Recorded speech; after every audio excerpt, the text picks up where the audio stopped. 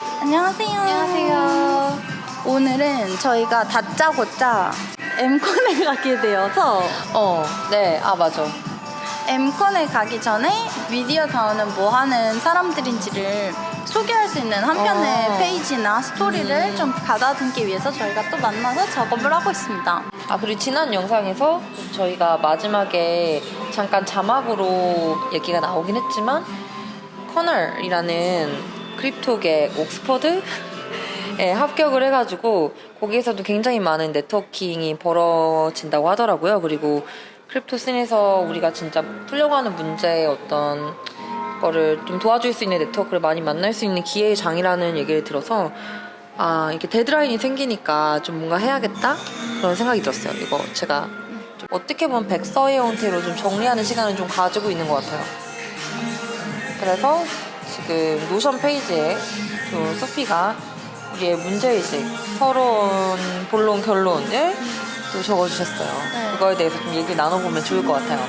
일단 제가 서론 본론 결론의 형태로 먼저 한번 적어봤는데 이거를 왜 적고 싶었냐면 사실 지금 미디어 다우가 할 수 있는 게 너무 많아서 거기에서 이제 뾰족하게 가져가고 싶은 것들을 저 스스로도 이제 정리할 겸 그리고 그거를 이제 퍼블리싱해서 사람들에게도 알릴 수 있을 정도로 소통 가능한 형태의 생각으로 정리하고 너무 싶어서 먼저 작업을 해봤고 그걸 이제 캐리에게 오늘 공유를 하면서 제가 느꼈던 문제의식들을 또 다시 한번 얘기를 하면서 디벨롭을 해보고 싶었는데 좋아요.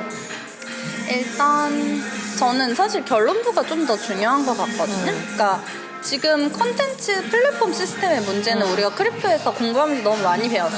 근데 우리가 미디어 다오가 풀 수 있는 솔루션은 뭔가요? 라고 저는 질문이 들었을 때 그러니까 스토리텔링하고 내러티브의 강점을 가진 다오로서의 솔루션이 있는 것 같고 그리고 또 두 번째로는 웹3 시스템에 우리가 기여할 수 있는 방식의 솔루션이 있는 것 같아요.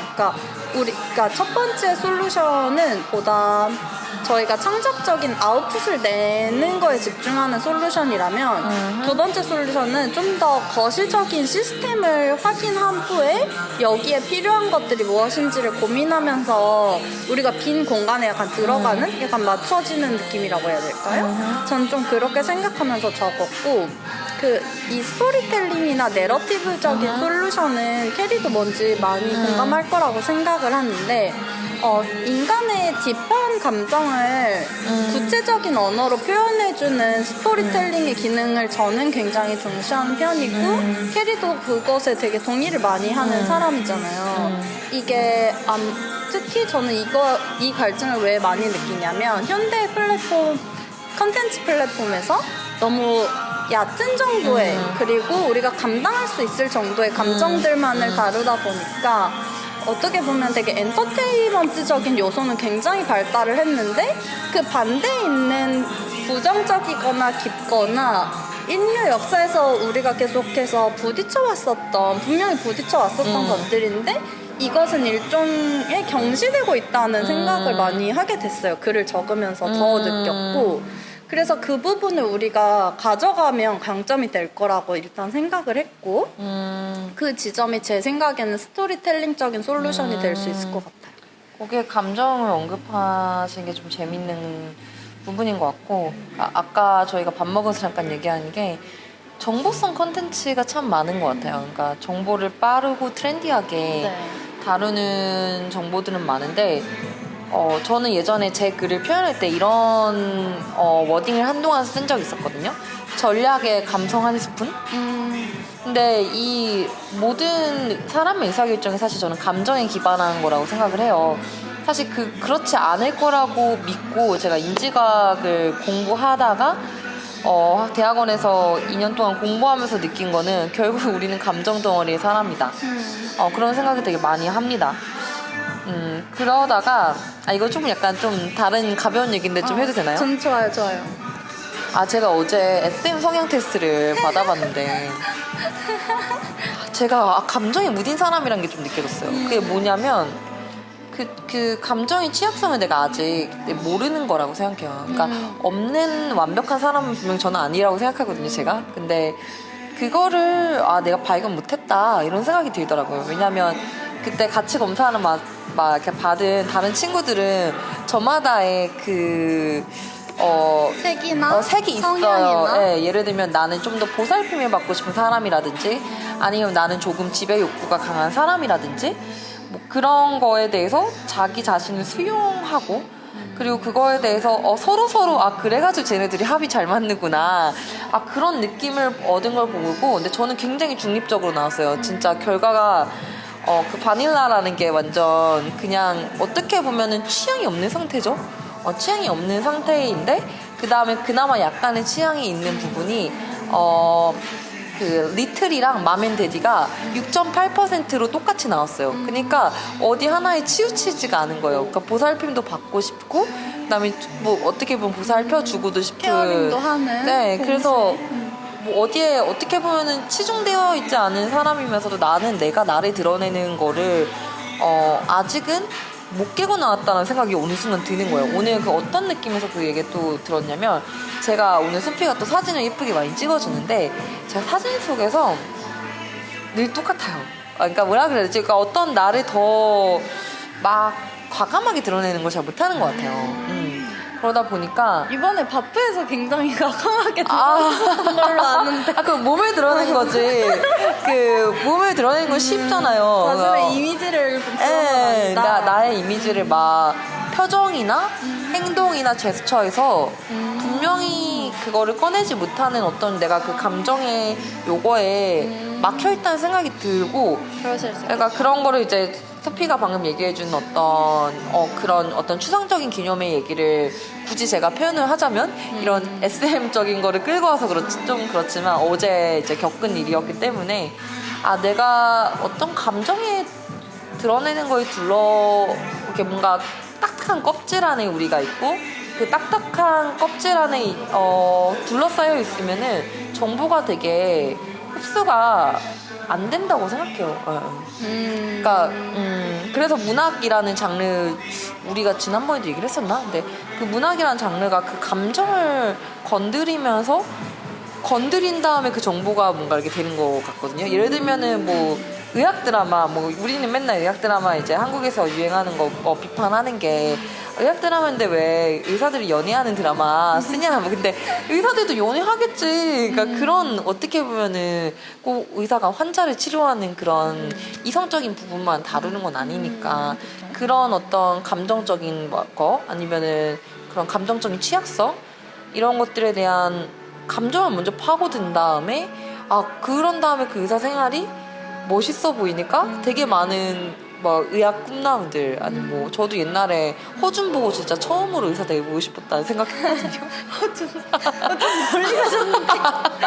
그래서 정보성 콘텐츠를 다루면서도 저는 아까 얘기해주신 어떤 감정적이라는 부분이 우리가 되게 간과하고 있는 부분이고 사실 크립토 쪽에서 굉장히 저희 눈수 살고 있는 멤버 중에 한 분 중이긴 한데 되게 개짜스럽고 되게 천재적인 분들도 좀 계시잖아요.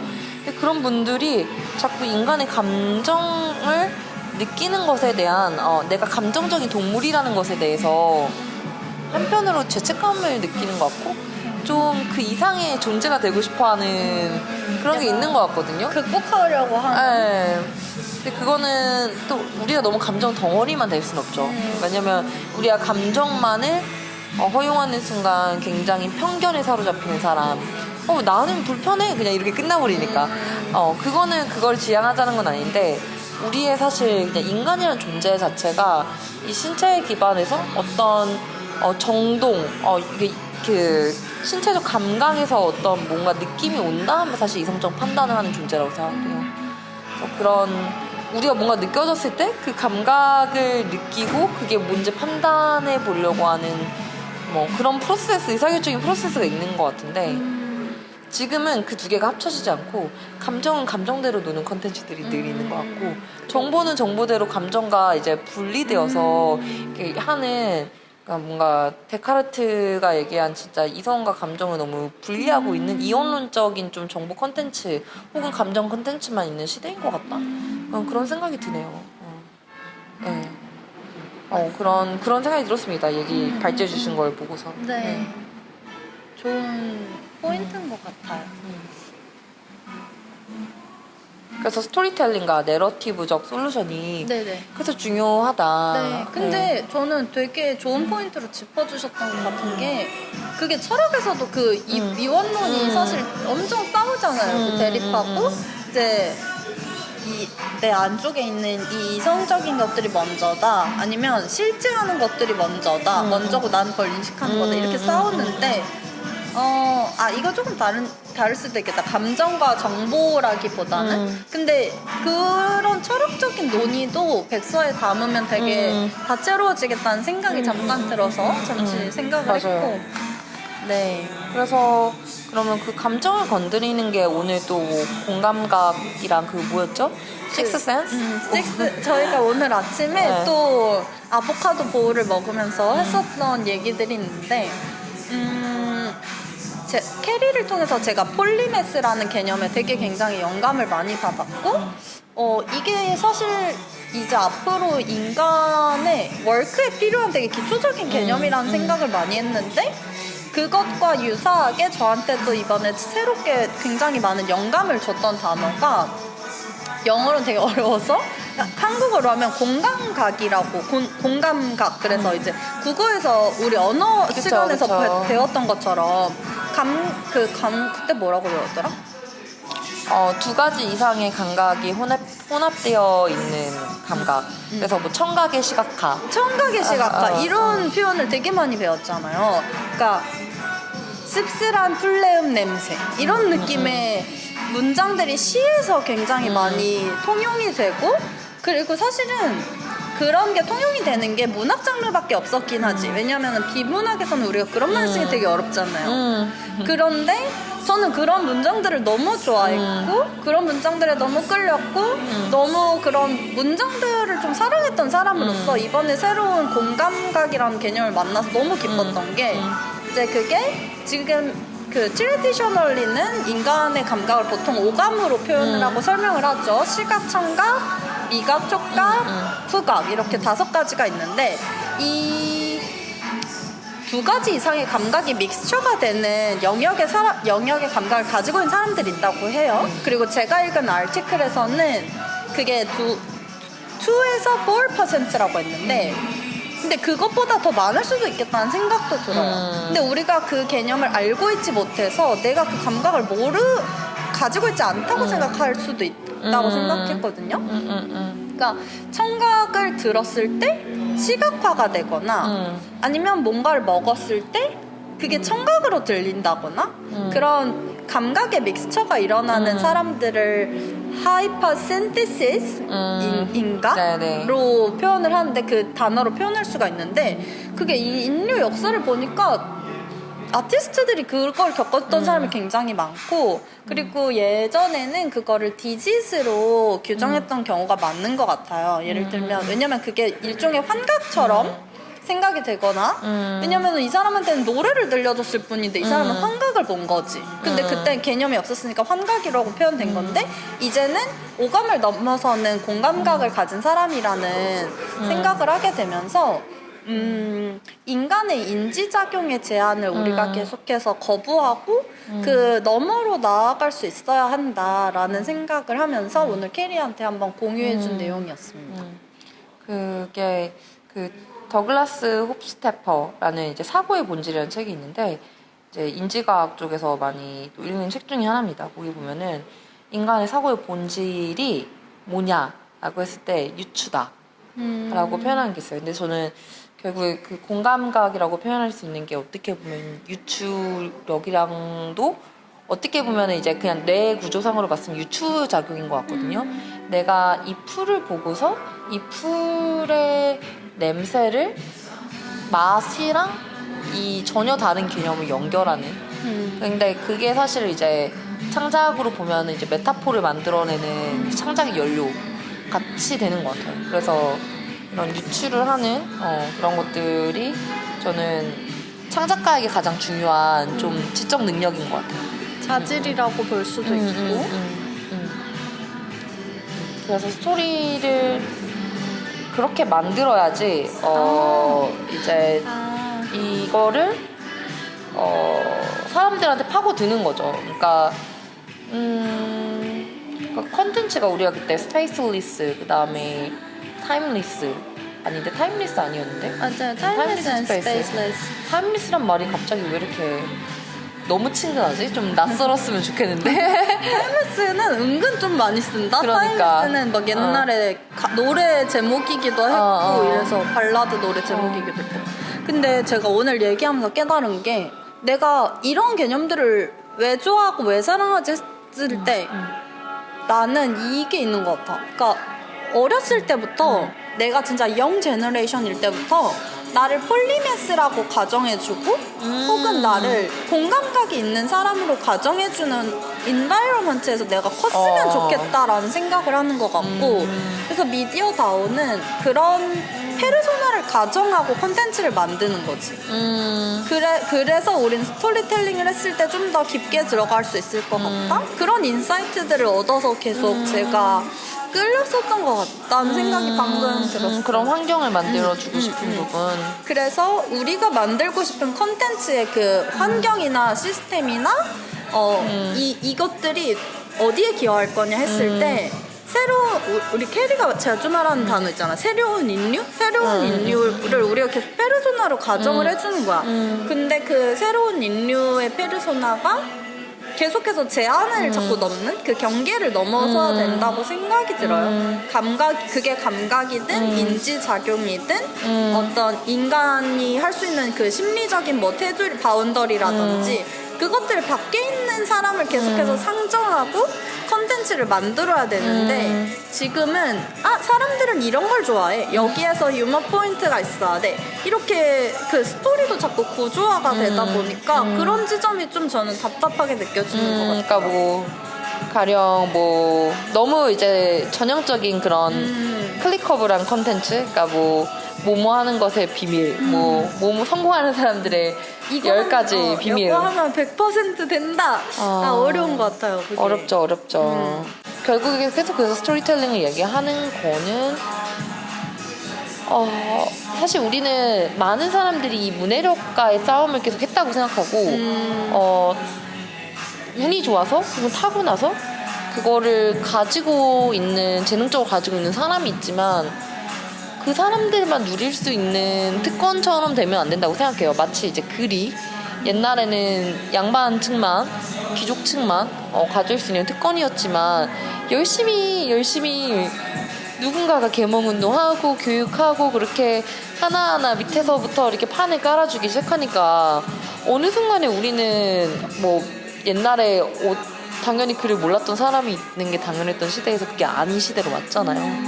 근데 이 어떤 복합적인 정보를 다루는 문해력과 그다음에 어떤 프레임에 대해서 그대로 받아들이는 게 아니고 자기 비판적으로 사고하고 그거를 자기의 해석을 덧붙일 수 있는 인류가 되는 두 번째인지 세 번째인지 모르겠어요. 여러 가지가 있었겠지. 또 다른 그냥 좀 계몽이란 말이 조금 너무 이게 전체주의적인 느낌도 좀 있지만 그거에 대한 어떤 새로운 도구를 찾고 있는 과정인 것 같아요. 불을 찾았고 글을 찾았고 뭐 인쇄술을 찾았고 이런 것처럼 사람들이 이 정보의 횡수 속에서 자기를 지키면서 정보를 판단하고 해석할 수 있는 무기가 새로 필요하다. 그래서 이 미디어다오도 이제 미디어가 프로파간다가 될 거냐라고 했을 때 아닌 것 같아. 그리고 우리가 어떤 시스템을 만들 거냐고 했을 때 조회수를 단순히 높이는 그런 컨텐츠를 찍어내지 않으려고 계속 자기 검열을 하고 계속 이거는 우리의 짧은 생각을 너무 그냥 프레이밍하는 거 아닐까 이런 그런 고민도 좀 많이 하게 되잖아요. 맞아요. 네, 그런 거에 대한 다음 제너레이션의 도구가 필요한 것 같아요. 되게 좋은 오늘 좀 키워드가 약간 센텐스들이 많이 잡혀서 저는 되게 좋은 것 같고 그리고 아직 글에는 제가 아직 명확하게 알지 못하지만 일단은 막 뱉어놓은 것들이 많아서 같이 얘기하니까 잘 잡히는 게 너무 좋은 것 같아요.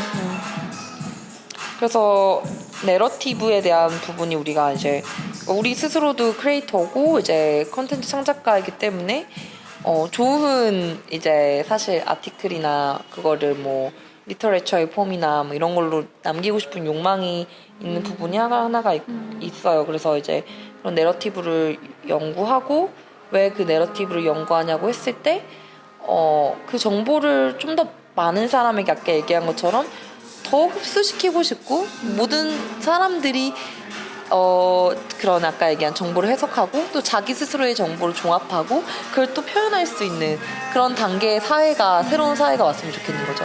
지금은 폴리매스가 인류의 몇 퍼센트 될까? 한 5% 되지 않을까요? 그런 기질을 가진 사람 가지고 그걸 표현할 수 있는 사람이. 근데 그게 이제 적어도 30% 이상은 5년 안에는 바라봤으면 좋겠다라는 부분이 있는 것 같아요. 그래서 그 내러티브라는 거를 중시하는 것 같아요. 그게 아닌 조금 지적인 많은 사람들은 자기들끼리 그거 연결을 하는 것 같거든요. 근데 저는 사실 그 이너서클에 있었던 사람이 저는 개인적으로 아니라고 생각을 해요. 저 스스로는. 그래서 되게 많이 박탈감도 느꼈었던 부분도 옛날에 있었던 것 같고 근데 어쩌다 보니까 운이 좋아서 저도 이렇게 사고할 수 있는 어떤 능력이 체화가 됐는데 물론 저보다 더 뛰어나신 분들도 많지만 이 자유, 그 사고의 자유에 다른 사람들도 더 많이 오고 더 많이 연결될 수 있는 사회가 오면 더 아름다울 것 같아요. 그러니까요. 그러니까 웹2에서 지성이 발달해왔던 과정이 특히 현대사회에 와서는 엘리트주의적으로 좀 소수한데 맞아, 독점된 지점이 강하게 있었는데 그 부분에서 문제의식을 느끼는 사람으로서 인류 지성이 좀 더 민주화되고 그리고 인류 지성이 민주화되었을 때 어떤 방향으로 나아가면 좋을지에 대한 다음 사회까지 고민하는 중인 것 같아요, 저희가. 좋은 요약입니다. 민주화, 엘리트주의를 좀 깨는 거 맞는 것 같습니다. 그래서 지금은 지성이 높은 사람들이 모여서 희소한 자원을 본인들끼리 배분하는 방식으로 많이 지성이 활용이 되고 있는 것 같은데 그 지점이 좀 안타깝게 느껴져서 더 문제의식을 느끼는 것 같아요. 그런 거 우리가 나중에 살펴보면 좋겠다. 도대체 문자, 문맹 이거는 어떻게 극복이 됐는가? 인류의 문맹률은? 뭐 어떻게 이렇게 갑자기 좋아졌지? 학교라는 시스템이 조금 특이했던 건가? 좀 신기한 것 같아요.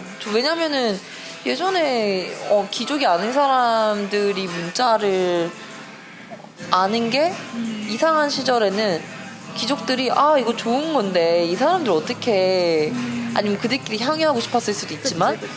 한편으로는 어떤 뜻 있는 사람이 이거를 전파하고 싶어도 답답함을 분명히 느끼는 어떤 포인트들이 있었을 것 같은데 어느 순간 이게 당연해진 순간이 왔다는 게 되게 좀 재밌는 것 같아요. 그쵸. 그게 아무래도 종이와 활자라는 툴이 생기면 그 지성이 되게 마치 불이 이렇게 화르륵 붙듯이 그러니까. 기름기를 이렇게 쭉 따라서 화르륵 붙듯이 퍼져나갈 수 있는 것 같은데 그 아직도 우리가 항상 얘기하는 거긴 하지만 이걸 전달할 툴이 없다.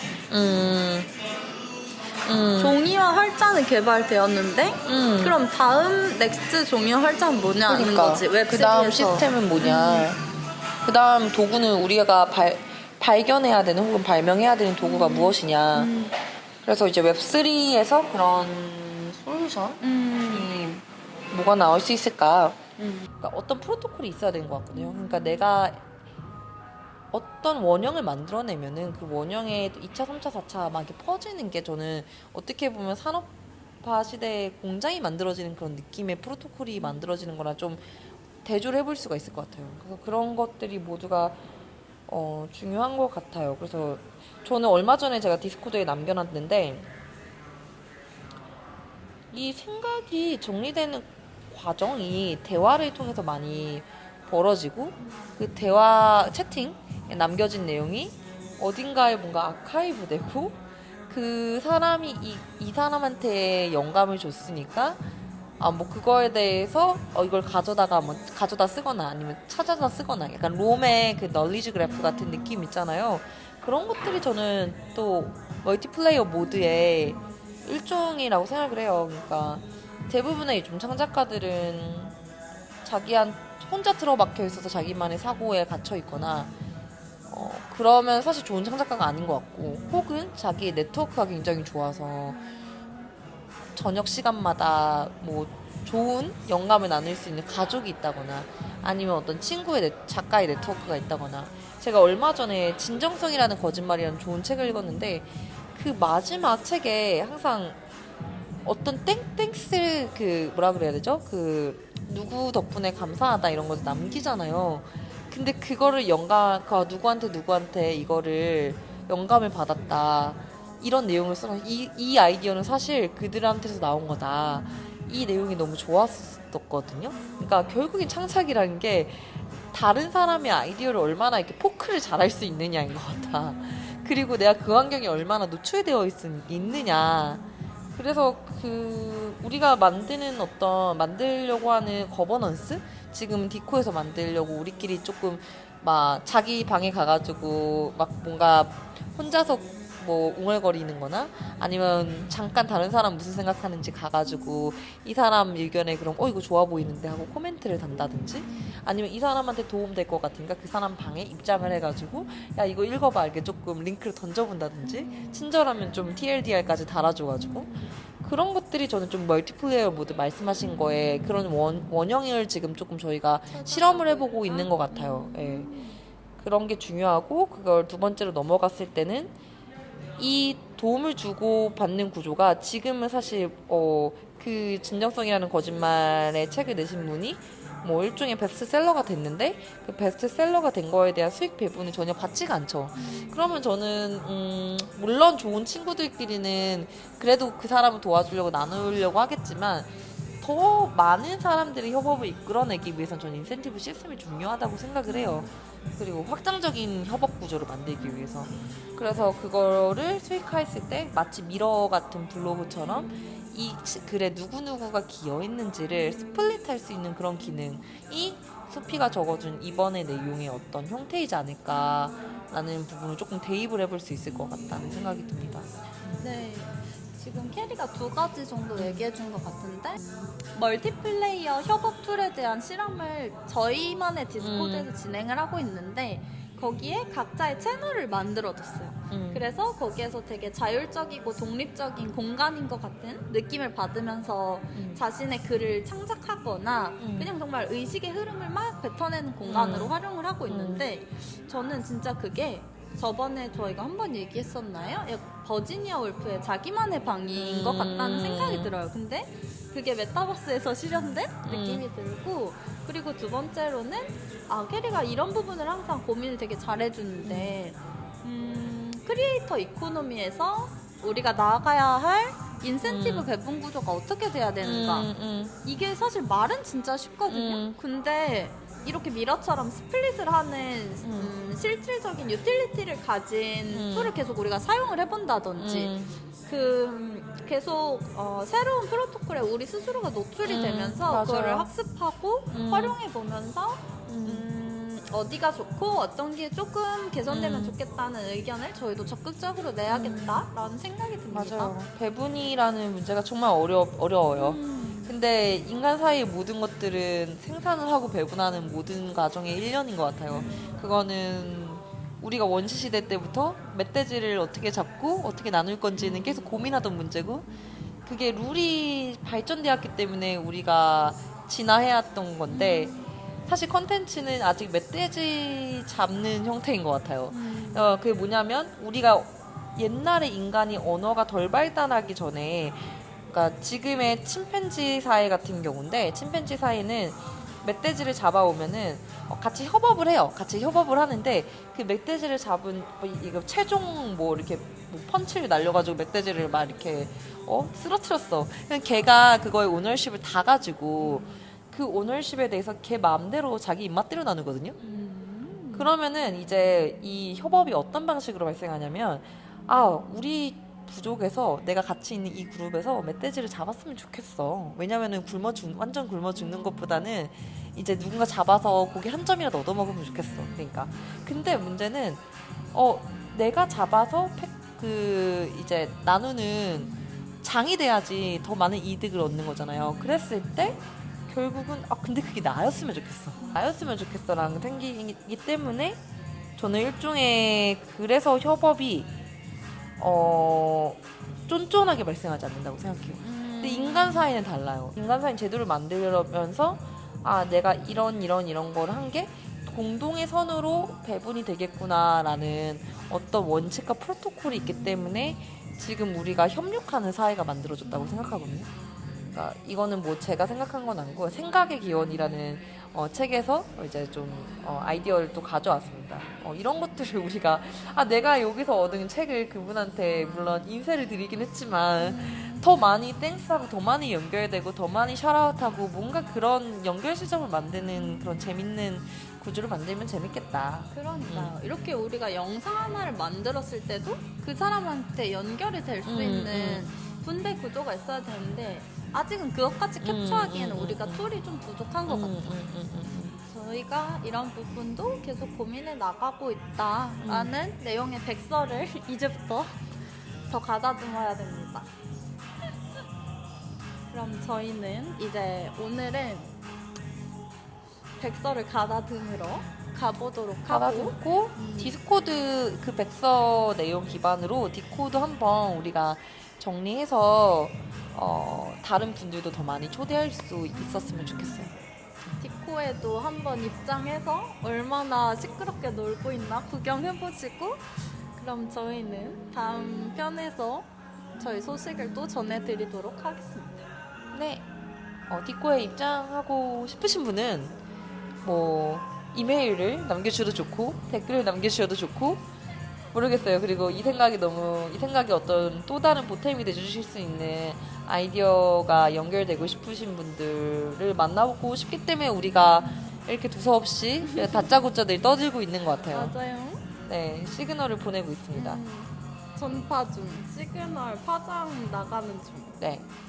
그러면 저희에게 연락이나 댓글로 남겨주시고 저희는 다음 소식에서 만나도록 하겠습니다. 안녕.